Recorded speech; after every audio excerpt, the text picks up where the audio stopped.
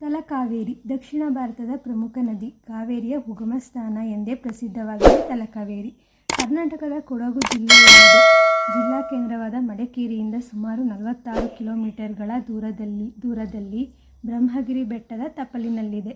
ಕೊಡವರ ಕುಲದೇವತೆಯಾದ ಕಾವೇರಿಯು ಪ್ರತಿ ವರ್ಷವೂ ತುಲಾ ಸಂಕ್ರಮಣದಂದು ಅಕ್ಟೋಬರ್ ತಿಂಗಳಲ್ಲಿ ಬಸ್ಸಿನ ವ್ಯವಸ್ಥೆಯೂ ಕೂಡ ಇದೆ. ಬರುವ ಜನರು ಕಾರು, ಬೈಕ್, ನಾವು ಬೈಕಲ್ಲಿ ಟ್ರಾವೆಲ್ ಮಾಡಿದ್ವಿ, ತುಂಬ ಖುಷಿಯಾಯಿತು.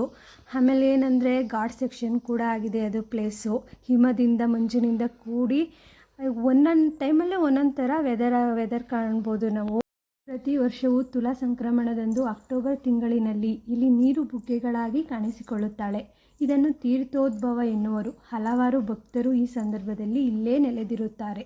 ಈ ಸ್ಥಳವನ್ನು ಶರಪಂಜರ, ಹುಲಿಯ ಹಾಲಿನ ಮೇವು ಚಿತ್ರಗಳಲ್ಲಿಯೂ ಕೂಡ ಚಿತ್ರೀಕರಿಸಲಾಗಿದೆ. ಇದನ್ನು ನೋಡಲು ತುಂಬ ಖುಷಿಯಾಗುತ್ತೆ, ಯಾಕಂದರೆ ಸ್ಥಳ ಅಷ್ಟೇ ಸೊಗಸಾಗಿದೆ. ತುಂಬ ನೋಡ್ತಿದ್ದೀರಾ ನೀವೇ ಎಷ್ಟು ಜನ